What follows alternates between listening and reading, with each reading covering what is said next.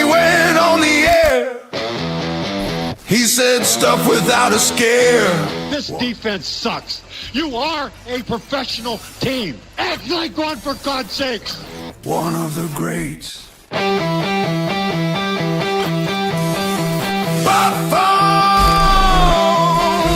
was a bear.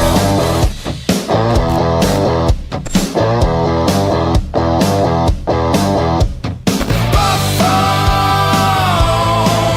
was a bear. Bufone was a bear. He was a Chicago Bear. Now at the barroom for year 9, knowing winning is the bottom line.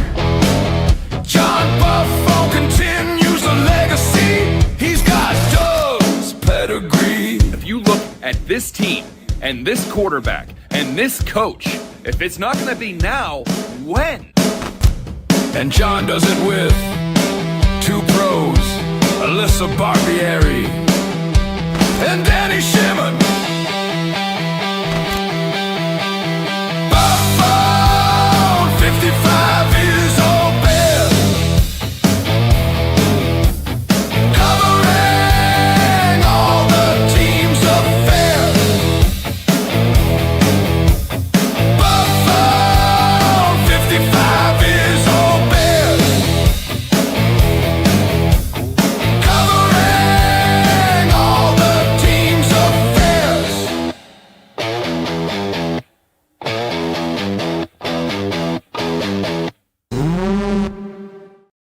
Hello and welcome to another edition of Bufone 55. I am your humble host, John Bufone, and you know what? The more things change, the more they stay the same. Listen, I have witnessed some aggravating losses during the Ryan Poles era. For instance, 2022, the Bears failed to capitalize on 3 straight red zone trips and fall 12-7 to the Commanders on a Thursday night game. 2023, a season finale loss to the Packers that resulted in the Packers making the playoffs. That loss stung all offseason.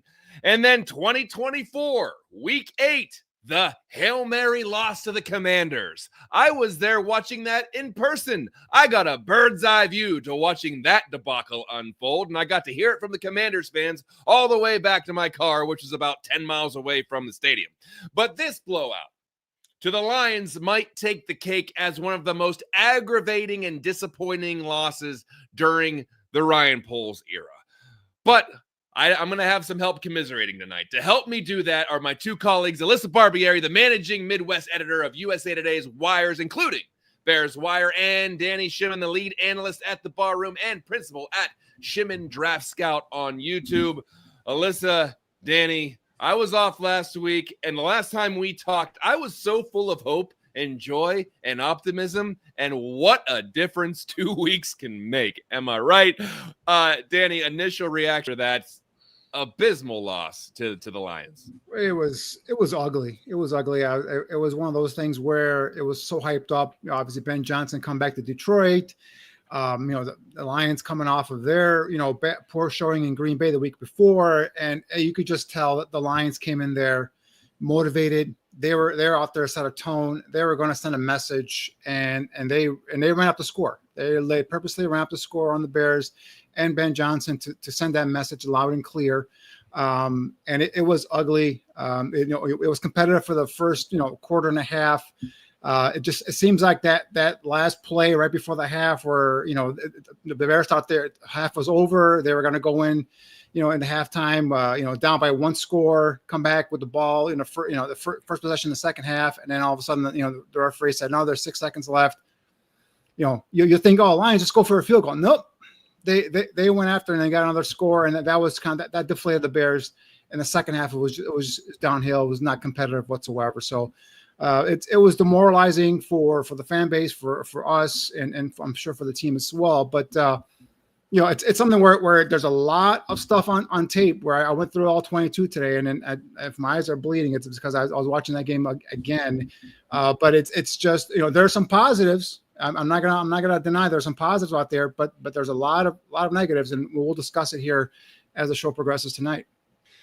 Alyssa, while we were going over the schedule in the first episode of the season, we were going through the wins and losses, and you know what?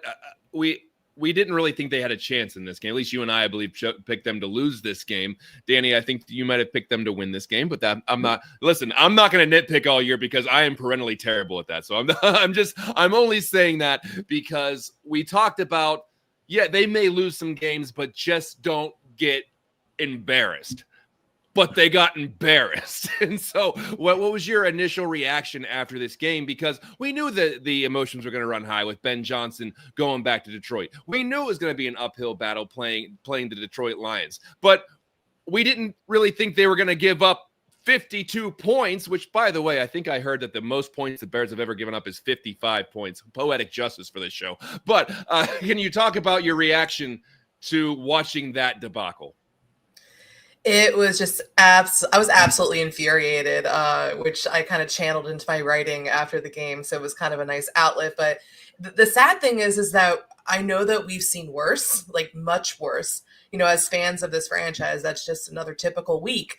But there was something so disheartening about this 52-21 loss. Like you said, that was the most points they'd allowed in over 10 years. I believe that was the Mark Trestman Bears, and they lost when they gave up 55 to the Packers. And I remember sitting there, and I know it's week 2, but I'm just like, oh my gosh, it feels like the season's over. And it's only been 2 games. And we were talking about this before we hopped on the show too, because it feels like, at least we get a month maybe before we start feeling like this and we start turning to mock drafts and thinking about the off season. I know it's far too early, but that's what this kind of loss does to you emotionally in the moment. I'm someone who I react terribly in the moment. Then when I let it digest, you can sit there. It's still bad after you do it. And I remember before we hopped on, Danny was like, I just looked at the all 22 and I feel terrible. I'm like, no, he's supposed to be the guy for us to give us a silver lining, which I'm sure he has.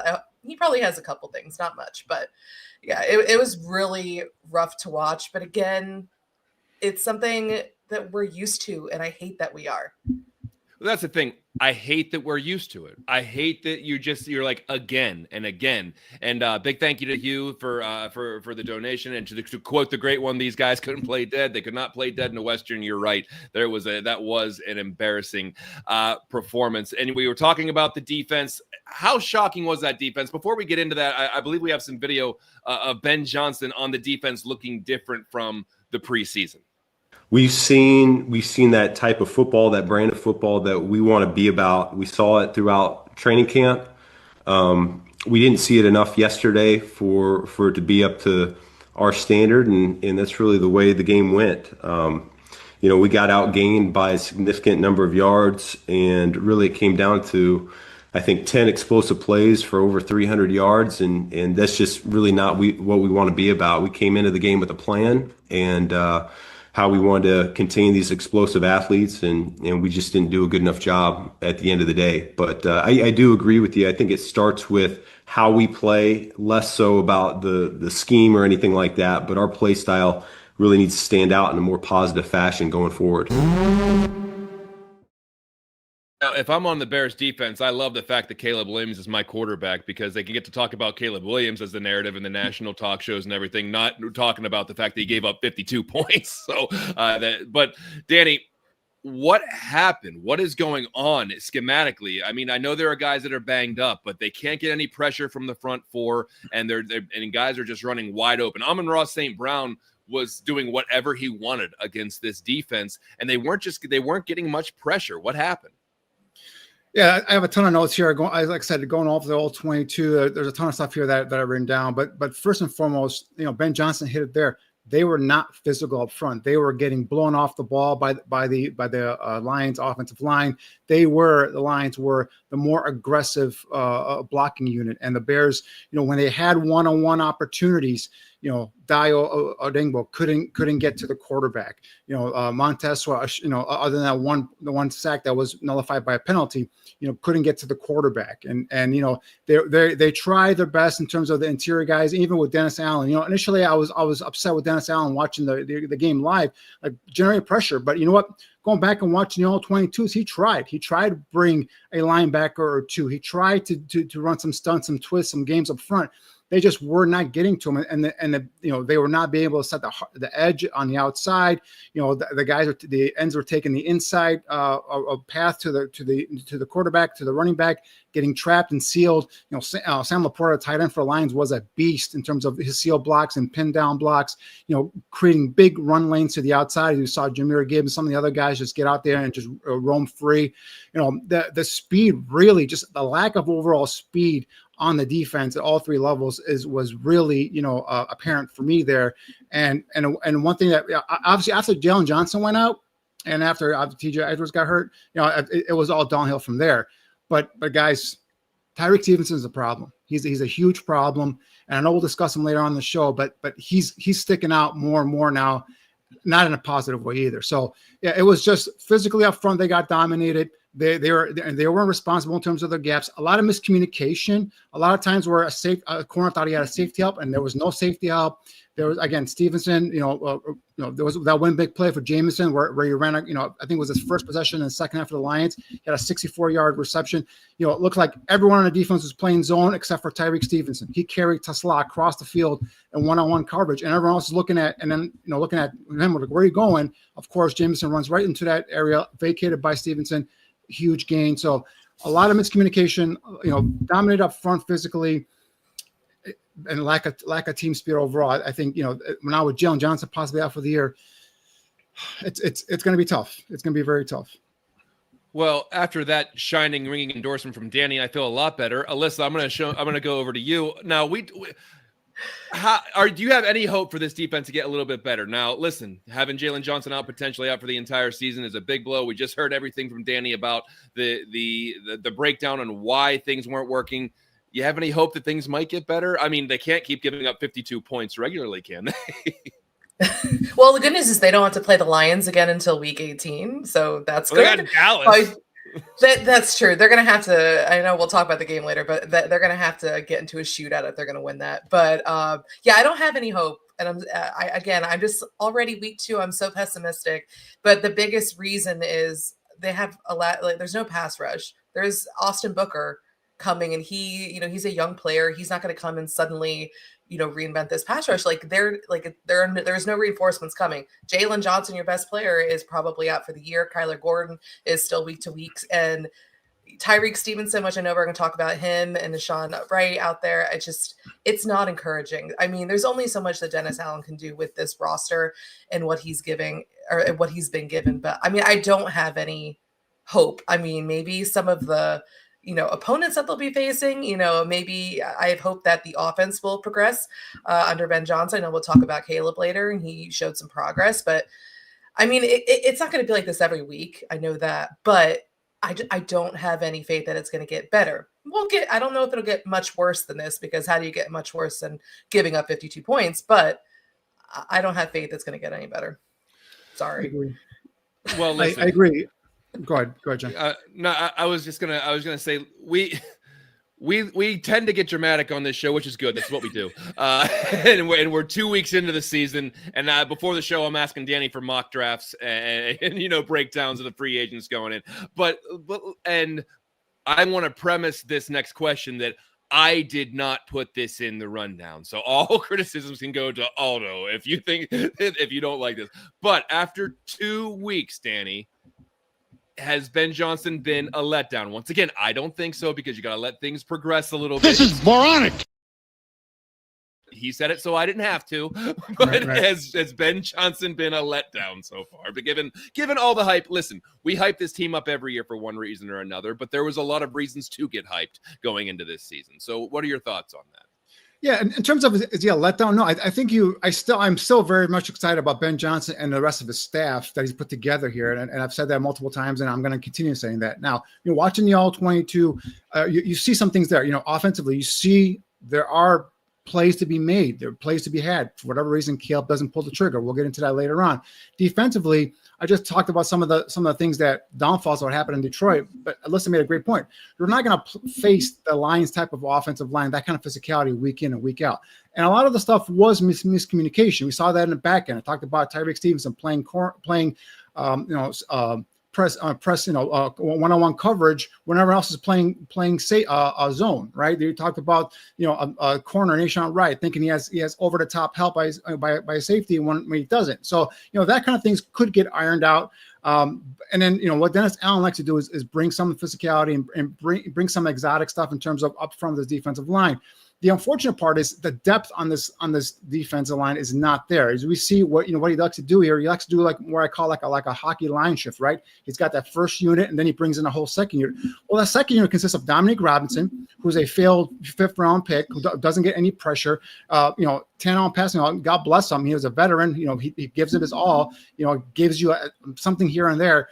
And then you have Chris Williams, who they got from the Browns, and then Andrew Billings, who so face it, all four of those guys would not be a second stringer probably on most of these teams that are in the NFC North. So he's dealing. He doesn't have the horses up front to do what he wants to do schematically right away. So what he was relying on was the outside guys, right? Jalen and Kyler Gordon, being able to press and kind of reroute receivers, giving those guys up front with those stunts and those loops in those games an opportunity to get free and get after the quarterback. Well, with Jalen out and then now putting a Nashon Wright and Kyler Gordon being out, relying on Tyreek Stevenson, that's being a little bit kind of thrown up in the air there as well. So he's kind of like in a damned if you do, damned if you don't, because if he brings pressure, brings an extra defender, he doesn't trust the guys in the back end to be able to cover one-on-one down the field. And if he doesn't, then the four guys up front are just not good enough right now to get after the quarterback and generate any sort of pressure. So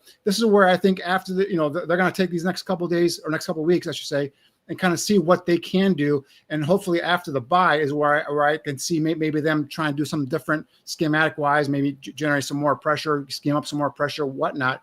But just relying on your front four right now is not working. And unfortunately with Jalen Johnson being out, the one thing I do look, whenever Kyler Gordon comes out, I do think he's going to be kicked out to the outside and being outside corner. I think they like McLeod there inside as a slot. So I think you have, possibility with Gordon outside and Nashon Wright. I think Stevenson maybe gets when I get back to the bench, they might start doing some more things there here. We'll see. But it's just, Dennis Allen is a proven defensive coordinator. He's got a track history, whether the Raiders and with the Saints, that he brings a physical, complex type of attacking defense. I just think right now he doesn't have the guys up front and he doesn't have the depth to go ahead and do what he wants to do. It's more like, let's do with what we got and get through the season, and then we'll kind of into the the offseason and try kind of restack the cupboard board there.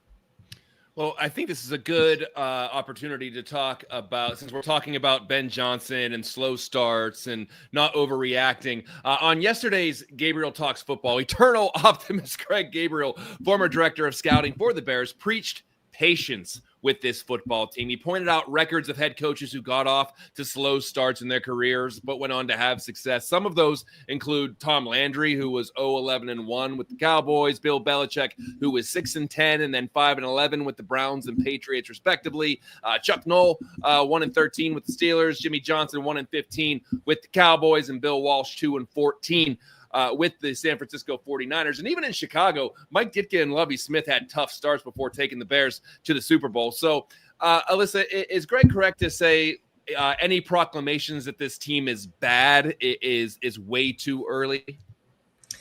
Yeah, I mean, like I said earlier, during that train wreck of a game, in the moment, it felt like the season is over. And I know obviously it's not. We still got 15 games on the schedule and a lot can change.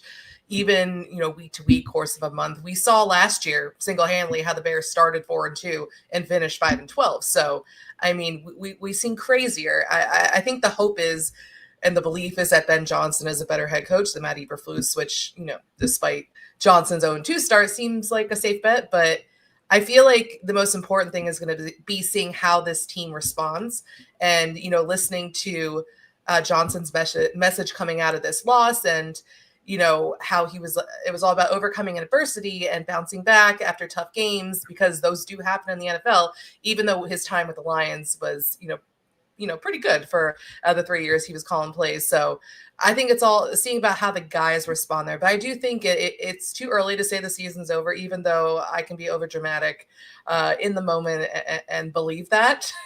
So yeah, I think it's way too early to say that the season is over, especially when the Bears have, some favorable matchups on the schedule coming up.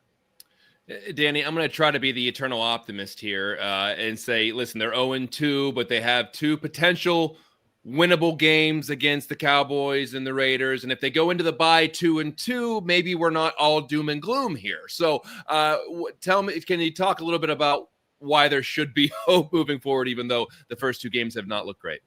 Yeah, for me, yeah, I mean, these are two winnable games. But the one thing for me is that, in terms of Johnson, yeah, it's way too early. It's not something that I'm panicking about.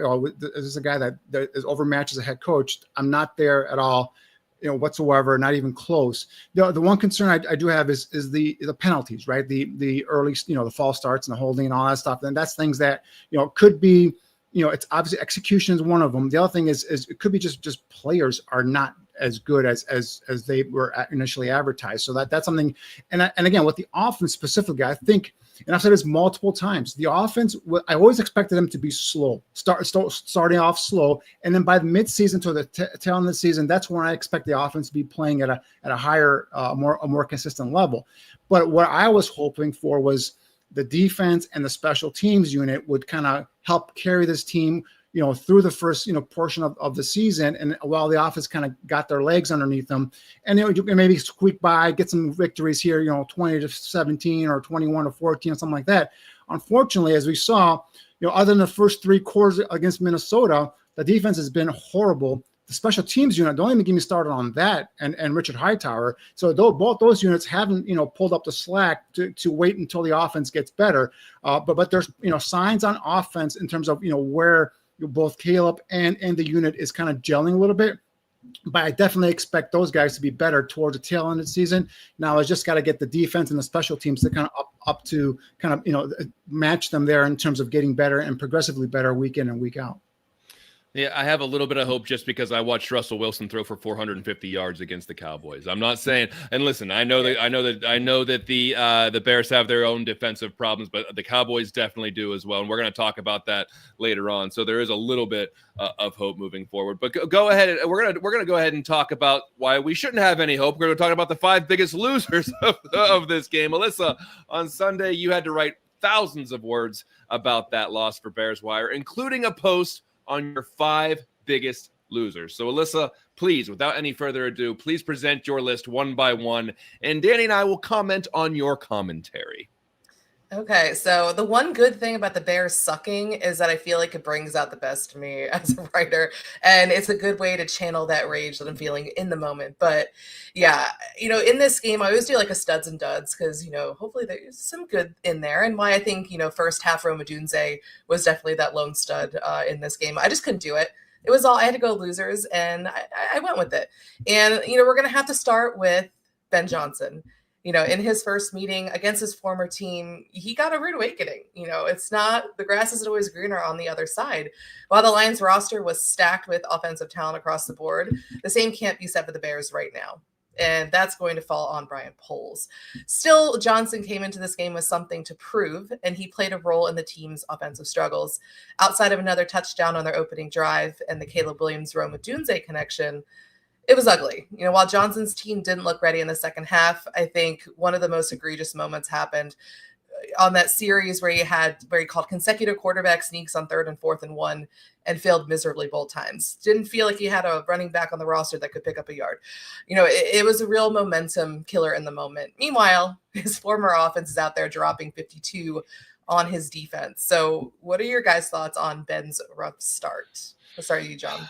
Yeah, I can agree on that. I think it's more from the emotional side. I think that he definitely wanted to go back to Detroit and make a statement. Even if they lost, I think putting up if it would have been a hard fought physical game where it came down to the final minute or so, you can hang your hat on that. But to go back and get absolutely embarrassed, that's gotta take a lot out of you. It's gotta take a lot out of the team. It's gotta take a lot out of you as far as what you wanted to prove. But it's the mental fortitude moving forward. How are you able to rebound from that? Because I think he said in the post-game press conference, he's been a part of those kind of losses before. So if he's able to process that and move forward and, right the ship, then it is what it is. But yeah, I wholeheartedly agree with you on that one. What do you think, Danny? Calling him a loser is a little bit harsh, aren't you? But I mean, you did say he is responsible for the whole team. Your anger out. Bears losses brings your anger out. But the one thing about Johnson, obviously, I think someone mentioned in the chat that he's been out coaching the first 2 games, and I think that's fair, right? I think also Johnson is also a realist. I think he sees what we see, at least what I've been seeing on all 22s, is that there's opportunities there to make plays, and for whatever reason, the offense isn't clicking on full cylinder right now, but there's hope there, right? There's hope there.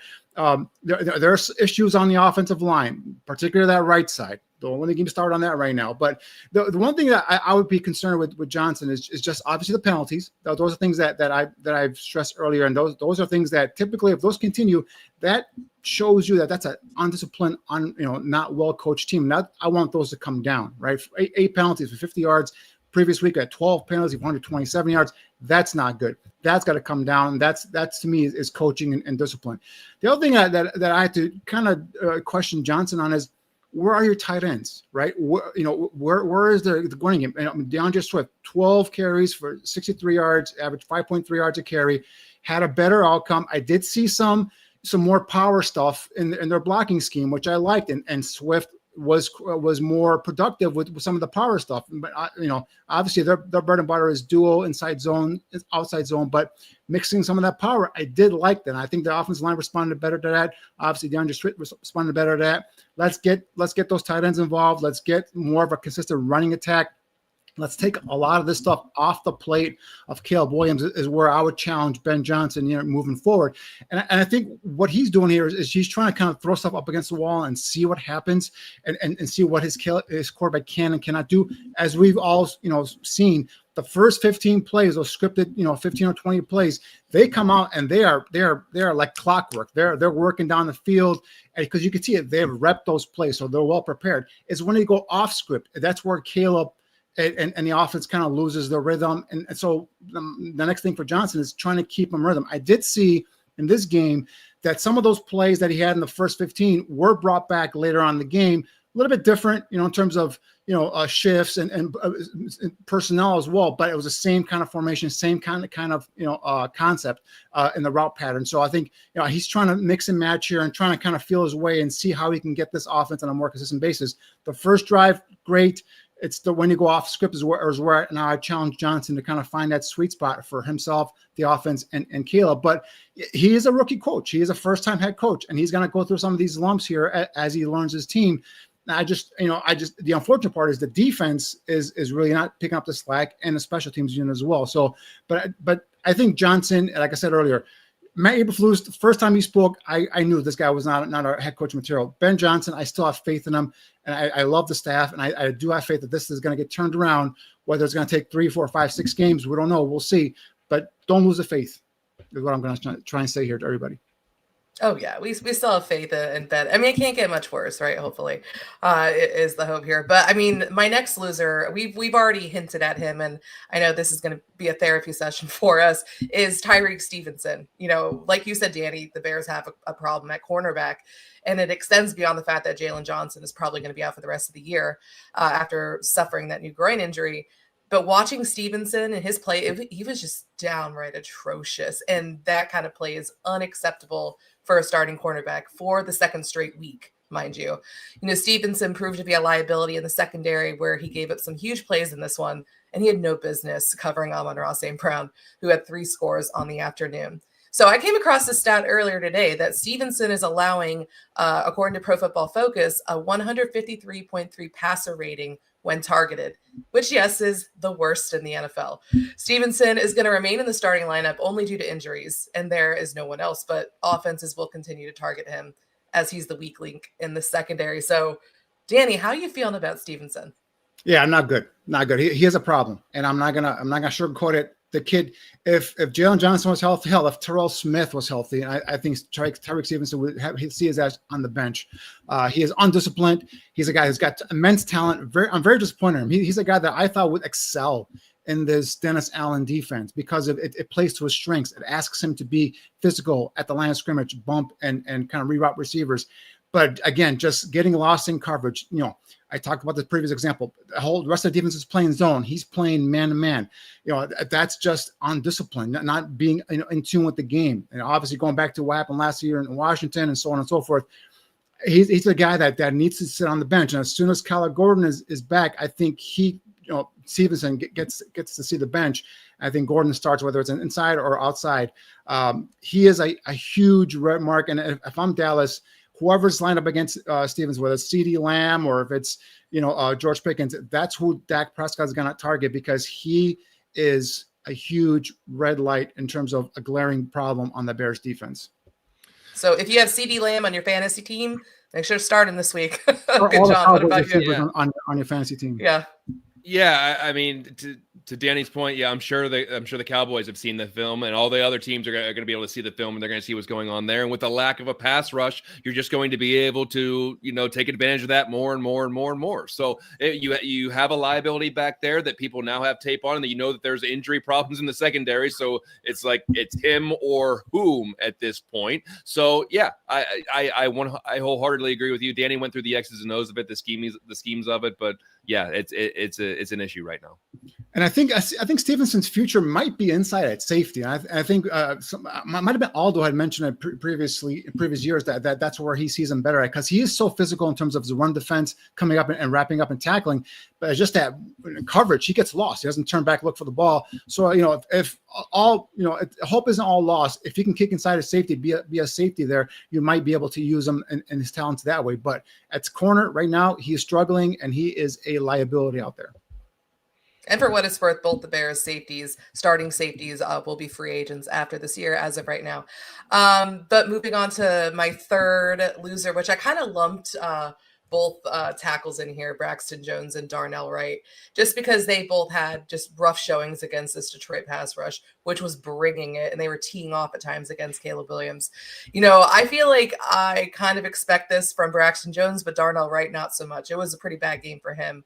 And they were both liabilities for this offensive line. But the fact that Jones has been a 4-year starter at left tackle is unacceptable, as Ryan Poles has failed to address the position in a meaningful way. He allowed 2 sacks in this one, had that face mask penalty, and it's clear that he's not a starting left tackle, but he remains as such. Meanwhile, you have Wright, who he's always going to be compared to defensive tackle Jalen Carter, who Chicago passed on 3 years ago. He had a rough outing, where he allowed a sack and committed multiple penalties, including another false start. He was flat out dominated in this one. Meanwhile, you have Ozzie Trapillo and Karan Amagaji, who's second and third rounders from the last 2 years, who were both healthy scratches for this game. John, what are your thoughts on the tackles in this one? It's tough because you thought that this was going to be a very healthy kind of competition, and the cream was going to rise to the top, and then it just, I don't know, it just didn't formulate. And maybe Danny can go better over like what some of the problems were with this, but you were expecting more here because you thought you had the depth where someone was going to just take these positions and run with it. You're expecting a lot out of Darnell Wright. You go and get Amagaji last year, you get Ozzie Trapillo this year. You have Braxton, who has the experience there, and nothing has clicked there, really. I mean, it's not like it's the worst in the league, but it's still an issue. And maybe Danny, you can give me from a scouting point of view what that problem has been. So here's my take on this, guys. Braxton Jones is a success story. Braxton Jones was a 5th-round pick out of Southern Utah who was developed into a serviceable left tackle in the NFL. Not every 31 other teams have great left tackles. A lot of them have serviceable to okay left tackles, and Braxton Jones is that. Okay. The 2 sacks he gave up against the Detroit Lions, I watched the all 22. Those are on Caleb. Caleb had both those sacks. Caleb had guys wide open. He had Zacchaeus open on 1 sack, and he had Colson Lovin open on the other sack, but he held onto the ball because he was waiting for a bigger shot downfield. And that was a Caleb going big play hunting. So if Caleb does what the offense is telling him to do, is get rid of the ball, he gets rid of that ball, and Braxton Jones doesn't give him any sacks. Now, does he give up pressure from here and there? Yes, he does. He's not an all-pro. He's not an all-pro left tackle, but he's a serviceable left tackle. You can win with a guy like Braxton Jones. Darnell Wright, on the other hand, is trending towards being a bust top 10 pick for Ryan Poles. He was brought in as a right tackle, the 10th overall pick.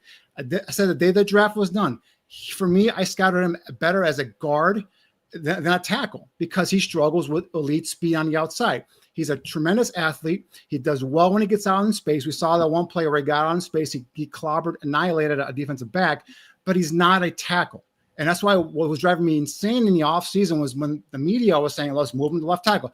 Listen, this kid struggles at right tackle with some of the elite pass rushers. He's going to get murdered on left tackle. To me, Darnell Wright is a guard. And if what I would do, not sure if the Bears would do this, but after the bye, after they kind of sit back and say, all right, do the autopsy, if you will, I would kick John Jackson. For me is struggling. Whether he's still hurt, whether he's done, we don't know.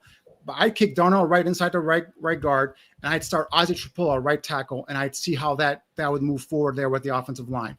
So that's, to me, for me, I'm more concerned, again, with the right side of the offensive line than I am with the left side of the offensive line. Yeah, and I think that kind of answered a question we had in the chat room from Jesse. He said, would you consider moving Wright to right guard and then Trapillo to right tackle? Jackson has been terrible like Wright, who had chop block. So basically, I don't even know if you saw that question in the chat room or not, but you answered it right there. So you would. That, to me, is his best position at the next level. I think he has a chance to be a damn good right guard. Again, athletic guy. He's very good in the run game in terms of getting after the big body guys, also in pass blocking where he's, he struggles on the outside because of the lack of lateral agility, and being able to maintain himself against these premier pass rushers. Kick him inside. He's a little bit more condensed there. He's got a center and a tackle to kind of protect him in pass pro. And again, when he gets out and he pulls, especially if the Bears do more of this power stuff that I saw versus Detroit, he's very athletic to be able to get out in space and be able to, pave the way and let these running backs run behind him. So I think you kick him inside a guard, you put Jonah Jackson on the bench, and just call it a wash there, a bad acquisition, whether that's on Ben Johnson or Ryan Poles. We don't know. Probably we'll never find out. And put Ozzie Trapillo at right tackle, his natural spot where he's been playing the last 2 years, and we'll go with there and let's see how that line gels. That's what I would do. Also not a good look that the Bears also extended Jonah Jackson this offseason after trading for him. So that's not a good look there. But this is moronic. Exactly. Preach, Doug. Moving on to our next loser. And I kind of feel bad for doing this, but I feel like it encompasses the overall defense. Tyreek Stevenson deserved his own spot, but I had Dennis Allen here as my next loser. The defense's performance ultimately does fall on him, and it's the worst that we've seen in recent memory, allowing 52 points, to this Lions offense. They have talent there. They do have that. This is a game where, Danny, you would pick them to win because they have that new coordinator, John Morton, their new offensive coordinator, and a new defensive coordinator as well. But this was a game potentially, maybe where the defense could have, could have pulled off an upset. But the Bears' inability to bring pressure on Jared Goff all game was the beginning of the end. And he picked that injury-riddled secondary apart to the tune of 334 yards and 5 touchdowns. In the first half alone, back when, the Bears had a chance in this game, the defense allowed nearly 300 yards of offense and 4 touchdowns. Granted, it doesn't all fall on Allen, as this is the roster he's working with, but it's still not a good look. Danny, what were your thoughts on the Dennis Allen and this defense after this game? Yeah, minus the first 3 quarters against Minnesota, this defense has been atrocious. The last quarter against the Vikings, obviously, where they blew that 11-point lead, and this past game here. And during the game, as I'm watching the game, I'm getting furious. I'm like, you're not getting there with DA. You're not getting there with your 4 guys. Bring pressure. Do something. But watching the old 22s, you see he tried. He tried to run some stunts. He tried to run some games. He used some linebackers. He did bring a couple of secondary guys in, to kind of create some complex things, but they just could not get to Jared Goff, whether in terms of the offensive line protected Goff. We talked about before, the one-on-one, there were opportunities where Dyer had one-on-one blocks, couldn't get off that block. Gervon Dexter, one-on-one blocking, couldn't get off his blocks. Even Montez Sweat, one-on-one, couldn't get off the blocks. And that's the thing where I was all right, he is now kind of saddled with what he has, and he's trying to make do with what he's been given, basically. So, I was furious during that game. Kind of just saying, with the last 5 quarters, this defense has been garbage. But you go back and take a look at what Dennis Allen's done in his career. Like I mentioned earlier, he's got a reputation of coordinating very good, stingy, complex, aggressive defenses that get to quarterbacks and rattle quarterbacks. And I think, he's just kind of limited to what he got. What can he do? Austin Berkeley talked about he's on IR, is coming back, in a couple of weeks. Is he going to be the end all be all? He gives him a little bit more athletic ability, gives him a little more speed. The one thing I would try and do, and I know this doesn't fit the profile in terms of what DA likes as a defensive end, but Daniel Hardy, man, that kid has got I got a motor to him. He's got some edge. He's got some speed. Not a perfect down on defensive end, but let's give him an opportunity to get after the quarterback. Do something different here. I know you're limited in terms of what you got, but I think we just look at this defensive line. They just don't have a lot of speed off the edge. I mean, Dial, is a power player, a power rusher.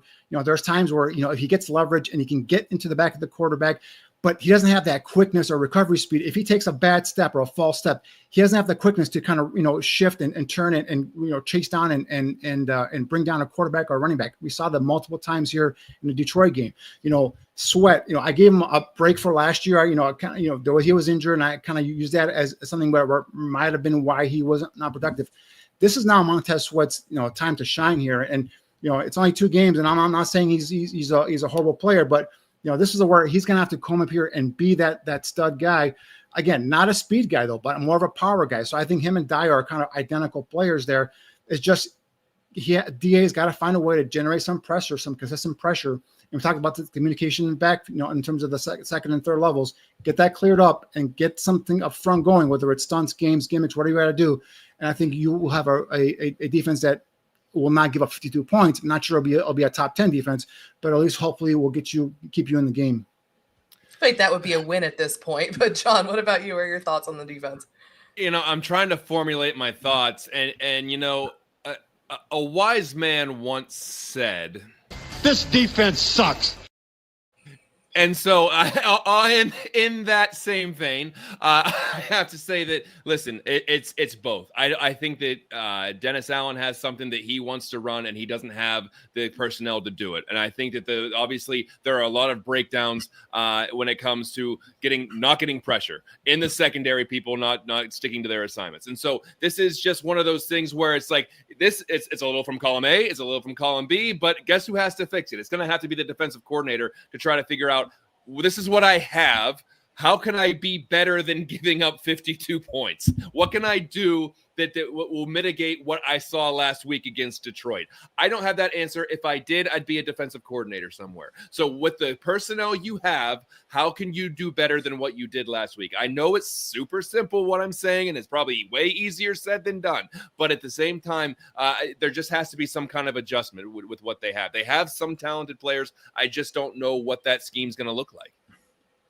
We're going to get a chance to see that because the Bears are facing the Cowboys, who have a high-powered offense, and I don't think they'll be giving out 52 points, but this game could. I don't know. I'm hoping. I don't want to see that. Oh God, don't do that to me. Come on. Okay, but my final loser. In all seriousness, guys. In all seriousness, this defense was embarrassed on Sunday, and if I'm DA and the rest of the coaching staff, I'm challenging their pride. I'm saying, listen, you were embarrassed. Do not come out here and put that same kind of display in front of your home crowd. Dallas is a talented team offensively. That's going to be a challenge. But their offensive line isn't what Detroit has. Their play caller, Brian Schottenheimer, isn't as creative as what Detroit is used to. Now, I know Johnny Warren is a whole new offensive coordinator and all that stuff, but they did a lot of the same stuff that Ben Johnson did, which is a lot of play action, a lot of misdirection, stuff like that. And really, one thing I noticed about the Bears defensive players, bad eyes. They fell for a lot of the play action stuff. They got sucked into going one direction when the line players are going the opposite direction. And because of that recovery, speed, and quickness, lack thereof, they weren't able to get themselves back in position to make a tackle. So you challenge them, put something up on a board, and let this team come out hungry and hopefully put up a competitive, a spirit or fight there on the lakefront on Sunday. And offensively, they got to pick up the pace a little bit, score some more points, and they can hopefully come out with a victory. You are a professional team. Act like one, for God's sakes. Couldn't have said it better myself. I mean, it's like this was said on Sunday, like for real, it still rings true.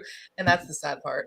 But this all comes back to one person, my final loser, general manager Ryan Poles. There was something about this game where when you're getting, get kicked out of you, where I'm just thinking, and then just you're listing all of the issues on this team and why this is happening, and it comes back to the general manager. This is the same Ryan Poles who is 15-38 in 4 seasons so far as GM. The same Ryan Poles who is responsible for this roster, where you have edge rusher issues. You don't have a solid running back. You have this, a decent running back in DeAndre Swift. You're missing that starting left tackle. You've overpaid guys like Tremaine Edmonds and Montez Sweat. You have one proven, and I don't know if you could probably say proven at this point, Kyler Gordon, draft pick, but he's sidelined right now. This is the same Ryan Poles. He's never had a winning season or even come close. This is the same guy who's earned a multi-year contract extension despite not proving he's done this organization any better than Ryan Pace before him. The biggest difference when watching the Bears and Lions, as I'm sitting there on Sunday, I'm like, it's the roster. The Lions are a much better team, and it comes back to the general manager. Brad Holmes really built that roster from the trenches out. His talent evaluation has been spot on. Meanwhile, Poles has signed or drafted more duds than studs at this point. We could bring out the receipts for this one. Ben Johnson and Dennis Allen can only do so much with this roster. It takes time to assemble a roster, but this is not year one of the rebuilding than when Poles took over initially. He's not giving us any hope that it's going to get better. What are your thoughts on Poles? John, let's start with you. Look, I was trying to preach patience for the longest time, and I know that Danny was probably a lot less patient with Ryan Poles than I was. But the track record is starting to speak for itself. Whenever we look at how this team was built, and we kept talking about they tore it down to the studs and they're building it back up. But the problem was they started building a house, but they started with the windows and the curtains and the chimney and all this other stuff when they should have built a strong foundation. And I feel like they missed an opportunity to build it from within. And unfortunately, there was a lot more window dressing and it was built on a bad foundation. And so I'm starting to lose patience, but it doesn't really matter because these guys just got an extension. And so he's going to probably run parallel with Ben Johnson. And so if something needs remedied real quick, it's the fact that, hey, don't try to piecemeal this together. We saw that with Ryan Pace. Like, oh, we blew this draft pick, so let's go ahead and overpay for someone and bring them in. Or if we whiff on this guy, so we got to overpay and fix that and put a big Band-Aid over it, and then we're in cap hell. So it just get in line and communicate with your head coach and know what he needs and your defensive coordinator. Maybe it's not going to click this year, but you better start figuring it out for next year, because then things are going to get real sticky if you can't do that. Guys, your thoughts, Danny? I mean, I don't think I have enough time left in the show for me to lay out all the grievances I have with Ryan Poles. So I'm just going to keep it brief. You guys made a great job of pointing out some of the free agent failures in terms of signings. The one of the biggest thing that still pisses me off is the Tremaine Edmonds and letting go of Roquan Smith, which all he is, just an all-pro player over at the Ravens. It's just the way he handled the whole Justin Fields thing to Eberflus, everything. It's infuriating. And like I said, now with his draft picks, Darnell Wright is trending towards being a bust, possibly, hopefully not, but that's the way he's looking right now, right? Kyler Gordon, when he's on the field, he's a impact player, but he's unfortunately he's never healthy for a full season. So that's also got to be something to put in consideration there as well. So I have a lot of grievances here with Ryan Poles. I do not feel like he deserved that extension. I'm not sure why the Bears gave him that extension. I understand why they wanted to show everything was aligned with him and the head coach. And the only thing I can say though, the only bright spot I can think of is he's not making $13 million a year. Ben Johnson's making $13 million a year. And I think if it came to that, I'm not saying it's going to, but if Ben Johnson says, I want my own personnel director. Me and this guy are not getting along and whatever. I think he has the power, or the contract, I should say, that to be able to push Poles out and bring in his own personnel guy. Because like you said, John and Alyssa as well, it's got to start with, and I've been yelling this for years, it's got to start within the trenches, right? And it doesn't look good that Ozzie Trapillo, his second round pick, who I'm a fan of, is not as a healthy scratch. And then Shamar Turner is also a healthy scratch. So, coming into this draft, I said, this is Ben Johnson's staff and his draft. Now kind of going to go back and sitting back and looking at it, I'm like, wait, Ozzie Trapillo's not playing, not dressed. Shamar Turner's not playing, not dressed. Were these Ryan Poles picks that he forced on the coaching staff? And I hope that's not the case, because it's always bad when a general manager forces players on a coach, and that never turns out good for the team or for those players. So I'm hoping that's not the case. But it was just curious that Ozzie Trapillo and Shamar Turner were both, second round picks, were both, not dressed. So I have a huge issue with Ryan Poles. We'll see how this proceeds. But we just already discussed it here in the show, the lack of depth, defensive line, the lack of depth on the offensive line. I think Dennis Allen could be coaching with his one hand tied behind his back, right? Ben Johnson's going to have to try to build an offense around Caleb Williams and the offensive line he's been given. You talked about the running back. This has got to be one of the worst running back rooms in the entire NFL. They explained that they tried to get a running back in the draft, a draft full of running backs, but they waited till the 7th round to get the running back, right? But they don't even run them. They don't even run Kyle Mullen unless it's in the garbage time, right? And then you only have running back DeAndre Swift. You had an opportunity after the draft with some veteran free agents like a J.K. Dobbins, Nick Chubb. Not saying guys are going to come in here and be all world and all pros, but guys that give you at least another compliment to a DeAndre Swift didn't go that route either. And the only thing I don't know is how much was that the Ben Johnson thing, how much was the Ryan Poles thing. Now, it's been confirmed by a bunch of people that Ryan Poles has final say over the roster as a general manager. So could that have been him wielding his power over Ben Johnson? We don't know, and maybe we'll never know. But this is something that the depth on this team, the talent and the lack thereof, falls squarely on the shoulders of Ryan Poles, his bad free agent signings, his bad trades, and also his bad draft picks. If that's you keeping it brief on your criticism of Ryan Poles, and I can't wait to hear the extended version of that. You tuned in for that. but you brought up some good points, and I want to dig a little bit deeper on that, because on Sunday we saw no real substantial production from any of Poles' 2025 draft class.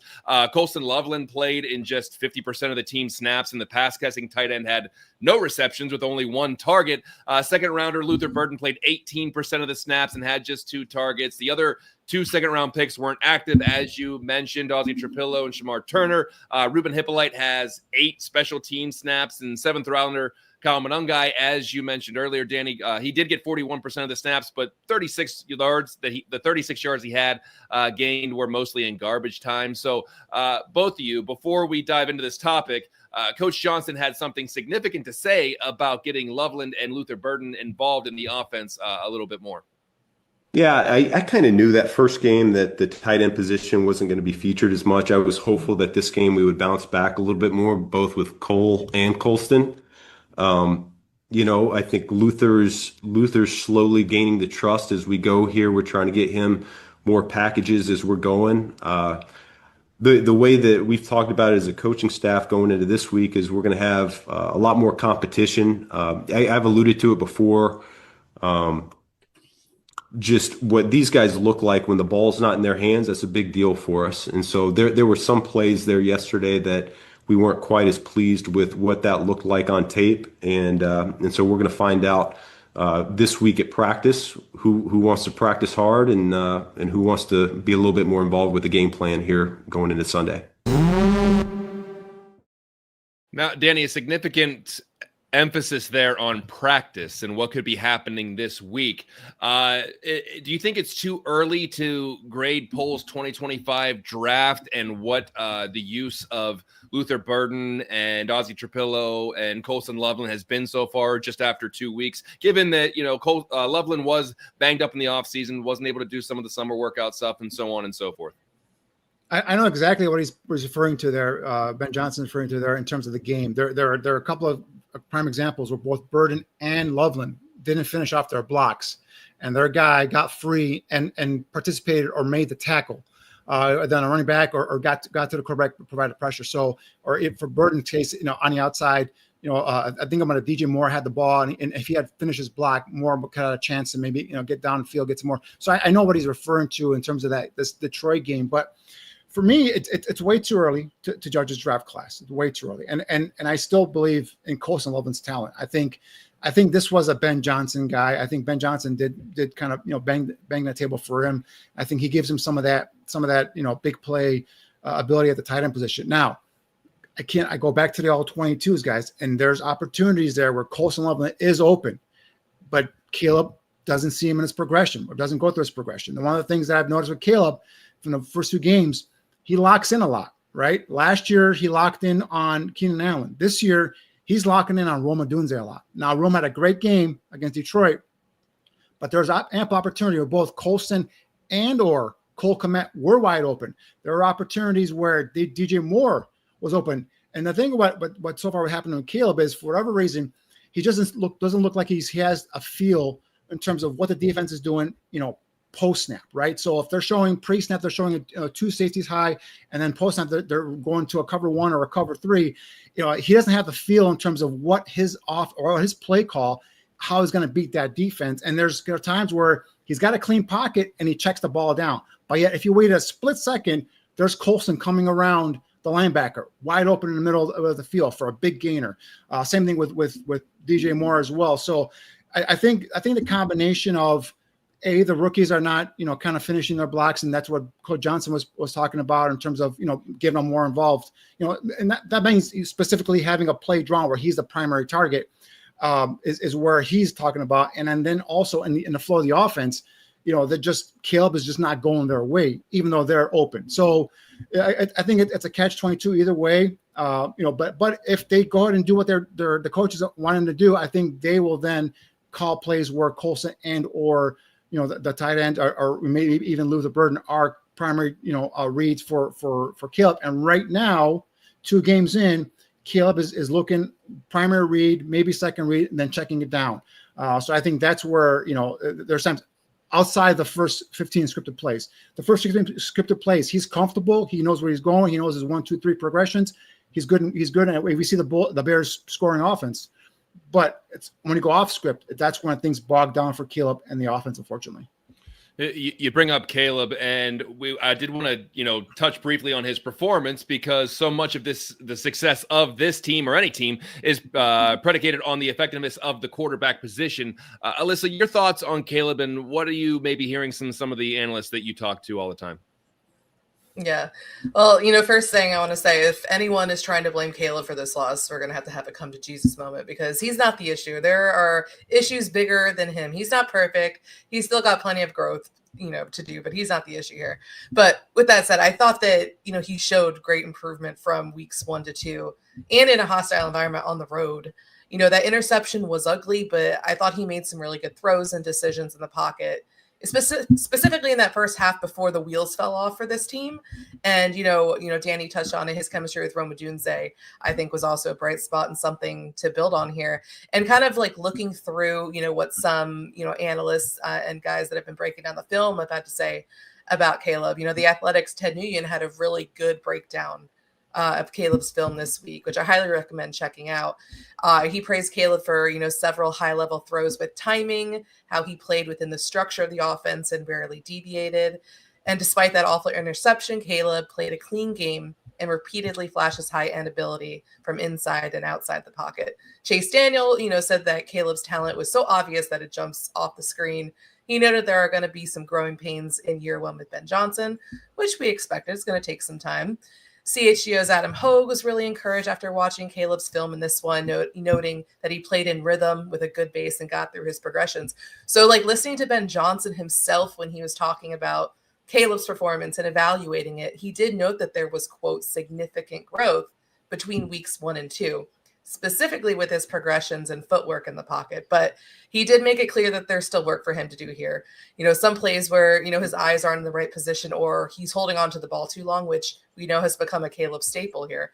But it was encouraging to hear Johnson talk about how Williams has already made improvements in just 1 week. So we'll see what he can do for the remaining 15 games here.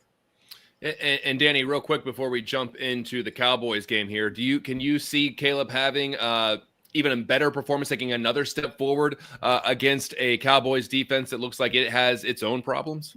Oh yeah, I mean, and I agree with a lot of what some of the guys that Alyssa just talk about, in terms of Adam Hogue and some of the other guys. But yeah, I think Caleb, from game 1 to game 2, you saw an improvement, but you still saw missed throws, you still saw missed opportunities, and that's probably where Johnson's talking about in terms of holding on to the ball a bit too long. His eyes not in the right place because again, guys were coming wide open. He was just not looking in their direction, whether he wasn't going through his progression or he was trying to wait for that one guy to open up, and particularly was Rome. So there's definitely growth there, and there's definitely he's going to continue to get better and better. I just wish he had a better run game, a better right side of the offensive line to help support him. But yeah, I mean, to me, and then those wall throws are still there. He made some throws in the middle of the football field that only a handful of quarterbacks can make. So I can see that improvement there. But I do feel like if there was a Jared Goff, for example, a veteran quarterback that is familiar with how this system works, I think there's a lot of opportunities there offensively that the Bears left out on the football field in the first 2 games. So, but Caleb is a quarterback. He is learning. He is getting better. And I think his pocket presence has gotten better from last year, from the first game to this game for sure. So his ability to be able to kind of, he's very sneaky in terms of his ability to get away from pressure and kind of, elude a pass rusher and make the plays. The one concern I still have, his downfield accuracy is still not there. And for whatever reason, right? It's eluded him here in the NFL. We saw it at USC, but when he breaks the pocket, that downfield ball is just not accurate. So there's things he's got to work on. There is improvement. And like I said earlier in the show, I expect this offense to be much better weeks 8, 9, 10 in the rest of the season than they are weeks 1 and 2. Well, let's enter the final stages of the show by previewing the Bears game against the Dallas Cowboys. They are scoring a lot of points, but unfortunately for them, they've allowed more. To be exact, 1 more point. They've scored 60 points on offense, given up 61 on defense. Alyssa, they are a top 10 rushing team, average about 127 yards per game, but that could be deceiving. Can you tell us why? That's right, John. The Cowboys gained 135 yards against the Giants, but New York's run defense is awful. In week 1, the Giants gave up 220 yards rushing to the Commanders. So there's this expectation that the Cowboys would do well rushing the ball against the Giants, and they did, primarily behind Javonte Williams, who had an explosive 30-yard run and totaled 97 yards for the day. In week 1, Williams had 54 rushing yards, but got support from Miles Sanders, who had 53. So bottom line is, while the official stats have the Cowboys as a top 10 rushing offense, it may be too early in the season to say with confidence that they are as good as the ranking suggests. Well, I suppose that is a bright spot going into the next game. Now, Danny, the pass defense matching up with the Cowboys pass offense. Can you talk to us a little bit about the playmakers they have on offense who won't cause trouble for the Bears defense, but can you spotlight some of them? Well, we touched on earlier, right? If Tyreek Stevenson out there starting a corner, obviously anybody who line up against him, whether it's CeeDee Lamb or George Pickens, I think those are going to be guys that are going to feast off of Tyreek, unfortunately, unless Dennis Allen can do something here and generate some pressure and get Dak uncomfortable and rattled in the pocket or get in his face and provide some consistent pressure. Let's touch on some of the rushing attack there with Javon Williams and then Miles Sanders. And so if they can make them one-dimensional and then just, kind of make the Cowboys one-dimensional and just, see if they can do something in terms of creating some sort of pressure and maybe create a turnover too. I think this is going to be a game where the Bears are going to have to score on offense to keep up with the Cowboys. I don't see, coming off of what I saw in Detroit, coming off of what I saw the last quarter against Minnesota, the Bears, doing anything that, that could stop this Cowboys offense. So we'll see how it goes there. But in terms of the Bears, the Cowboys have their own Tyreek Stevenson issue at corner, and that's his name is Kyer Elam, number 20 with the Cowboys. Whoever's lined up against him, Caleb, throw him the ball because he's a failed first-round pick of the Buffalo Bills, and he's getting torched week in and week out there on the island there with the Cowboys. So Obviously, Matt Eberflus is the defensive coordinator, so he does play predominantly that zone. But he as we've seen before here with Chicago, he could scheme up some stuff in terms of provide some pressure. But Elam, number 20 for the Cowboys, is their Tyreek Stevenson, and whoever's out there, whether it's Rome or DJ or even Luther Burden, get him the ball against that guy. Alyssa, Danny's kind of hinted about the Matt Eberflus led Cowboys defense, their run defense, which is, I'm sure that the Bears would love to get the running game going from anyone, get the run game going. Will they have any opportunities this week? Well, John, the Cowboys' run defense only allowed 82 yards to the Giants, so they were effective. They did allow Cam Scatterbo an explosive, a 24-yard run. And in their week 1 game against the Eagles, they did relinquish a total of 158 yards rushing, but they did hold Saquon Barkley to 66 yards and a 3.3 yards per carry. So I think former Bears head coach Matt Eberflus might have some success against this Bears rushing attack, which pains me to say because you know how badly that we all want Chicago to beat them. Danny, and this is we kind of had a different conversation last year. The Bears kind of did play the Lions tough when Eberflus was the coach for one reason or another. Is there something about his defense that might give Ben Johnson's offense a little bit of problems? Well, it's just funny because the way you mentioned Matt Eberflus, but it's just, I mean, I remember that they did, both Lions games were, yeah, you're right. Mainly the first game here. Or I'm sorry, the game in Thanksgiving was where he lost his mind. Matt Eberflus and then lost his job. But there was that game here in Detroit where the stumble bomb and all that stuff. So the one thing about Matt Eberflus, as we know, the last couple of years is they rally to the football, right? All the defenders try and go to the ball and knock the ball out. That's what they do. That's their basis of their defense. And obviously they try and give up the big plays. So what I would say is just run the ball down their throat. Make sure they stop the run. If you want to run 12 personnel, maybe even 13 personnel, and just establish the run.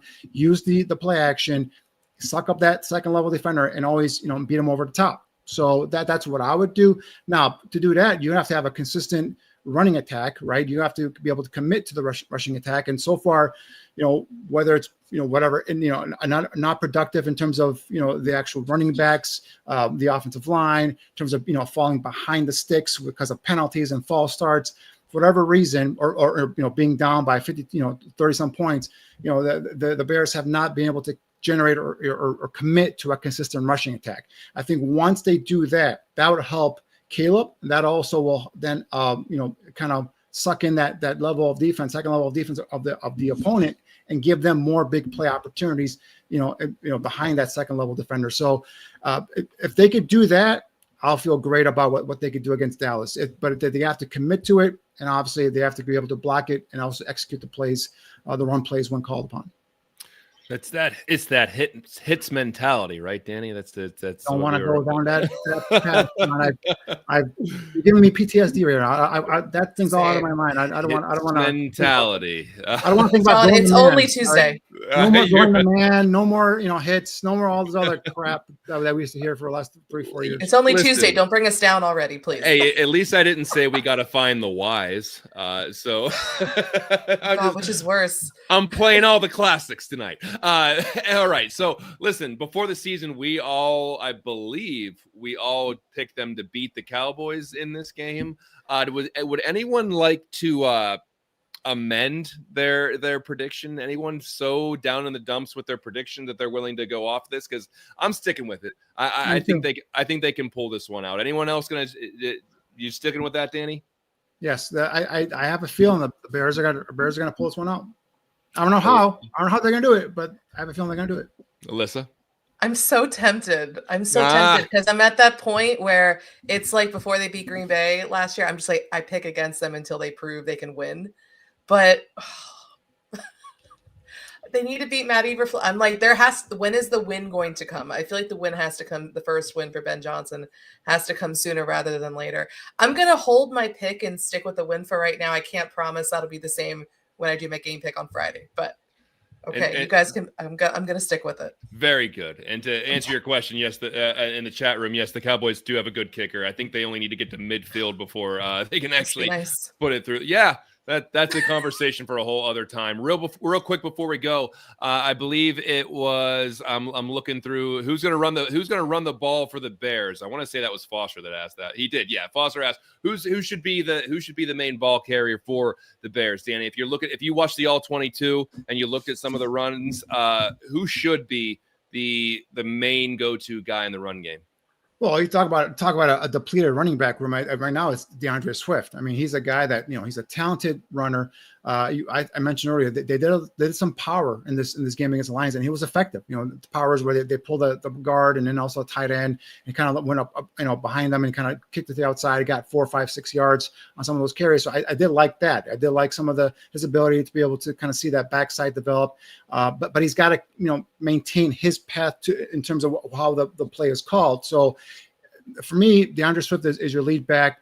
I want to see more of Kyle Monangai. I know, 7th round pick, not as much expected of him, but I think he's a tough in between the tackles runner. I think he'll give you a nice little, compliment to DeAndre Swift. I'm done with Roschon Johnson, guys. I'm surprised he even made the roster, to be honest with you. I know he's listed second on the depth chart, but he's mainly there for special teams purposes. And then the other guy, Britton Brown on the practice squad, is a guy that I'm more curious to see him get more carries, in live action. Came in real late in camp, impressed a little bit in preseason. I'm not saying he's the end all be all, the savior of the rushing attack, but that's something that I would like to see happen there as well. Maybe after the bye week, who knows? But going into this game, it's got to be DeAndre Swift, and I want to see more of Kyle Monangai. I want to see what he could do here, but you have to establish and commit to the running attack. And I know Ben Johnson, that's his principle of his offense. So I know he wants to do that. It's just, unfortunately, like I said earlier, the penalties, falling behind the sticks, second and 12, second and 13, so on and so forth, falling behind on the scoreboard has kind of eliminated, his ability to kind of stick to that. But, if they can do that, maintain that, I think the Bears come out on top here. And Dennis Allen company just be able to hold them for enough and allow the Bears score at least 1 point more than the Cowboys, and get Ben Johnson as his first victory here as the Bears head coach. You're getting paid to play this game and play it right. I couldn't have said it better myself. That's exactly how I feel. So before we get out of here, let's go around the horn, talk about what we're working on this week, what we're trying to do. Danny, I'm sure you're going to be watching plenty of college ball. Yeah. Draft season. You talked about it earlier. We don't want to do draft talk already in terms of previewing the draft, but after giving up 52 points, guys, I felt like I needed to kind of put back out there, hey, I have my top 10 defensive tackles, my top 10 defensive end guys out there on Shimon Draft Scout. Go out there and check out. See, these are my preseason picks in terms of guys I'm keeping an eye on here. Obviously, things could change and they're fluid as we move on through the season. But now, looks like I might be needing to scout some cornerbacks, linebackers as well. So we'll kind of continue to look at some of those college prospects, give you guys a sneak peek in terms of guys to look at if you catch a college game. Hey, let's go see who Shimon Draft Scout thinks could be a potential Bears player in this game, and that's what I'm trying to provide some of my fans there out there. So keep an eye out for that content, and looks like more and more defensive players to come here. It's mock season already for Danny. It's you know what? It's always draft season for Danny. Oh, draft season, but mock season it's too soon for mock season. For the Bears, though. We'll see. Yeah, just in a mock draft. Yeah, it's way too soon. We'll see. Alyssa, what 50 articles are you working on this week? The typical game preview content that we have going up on Bears Wire, getting ready for this game on Sunday, which is going to be in a prime, the 4:25 slot on Fox, where Tom Brady and company are calling that one. So yeah, we got a whole bunch of pregame content going up. We'll have all the coverage during the game and after, and hopefully this will not be another Biggest Losers. I would like to have some studs in this game to write about something positive for once. Hopefully I'm writing about a victory. But yeah, make sure you stay tuned to Bears Wire. We're going to have you covered throughout the week. I don't know if I can do another top 5 losers of the week. So hopefully they come out victorious. Yeah, that sounds great. We'll do the top 5 winners. Now